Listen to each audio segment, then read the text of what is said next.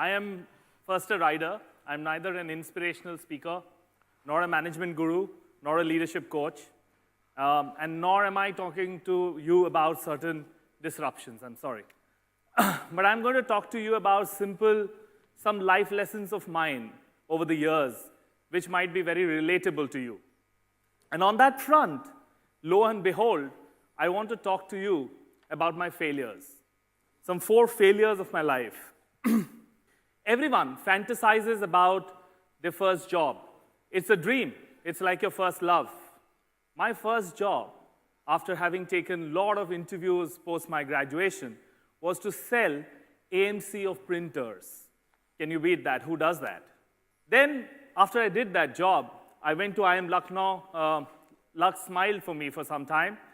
And there, I was one of the lowest rankers, the lowest grade point averages in the entire batch.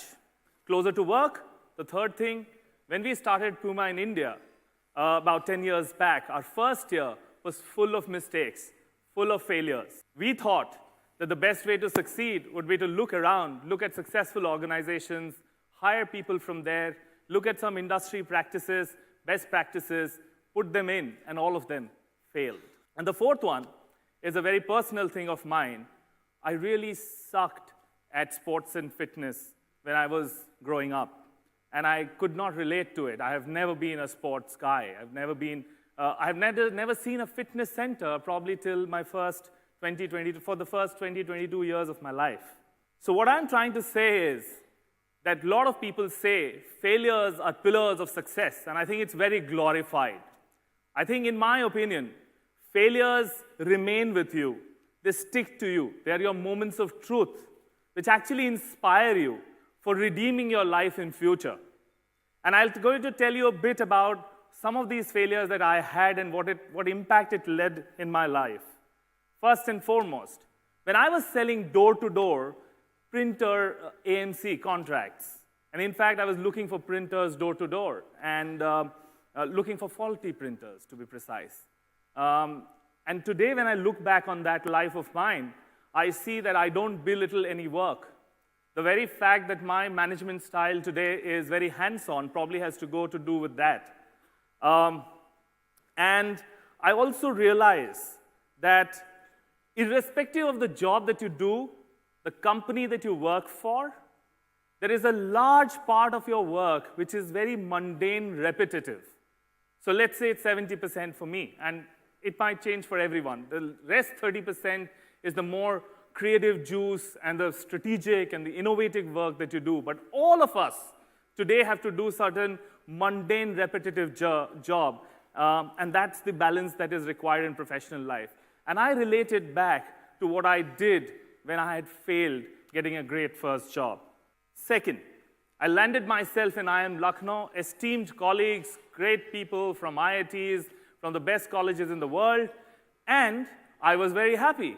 And I realized, after some time, I had probably the lowest grade point averages among a lot of us. Today, when I look back, again, it gives me the great feeling, the inspiration, that irrespective of how great a company you have and how great an idea you have landed yourself, unless and until you yearn for success, success is not going to come.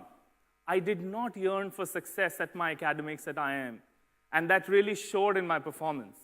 Today, I know that it is not a great idea, it's not a great private equity investment on a great business idea which makes it successful. Otherwise, everyone would be. It is how desperate and how much you yearn for success.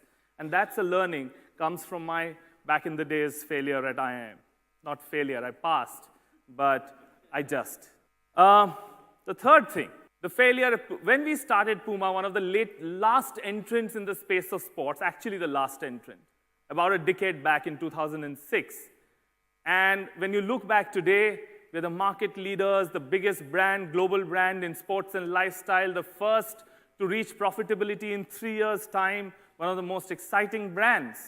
However, when we look back into our first year, and I remember, I thought the best way to succeed would be to look at the market leader, hire 2-3 people from there, look at the trade terms and business norms in the best companies around, and that leads to success.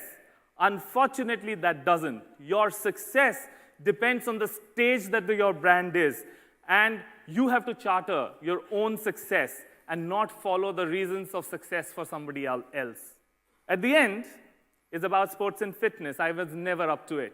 But I realized that one cannot lead a leading sportswear in the country, a sportswear brand in the country, without relating to the consumer.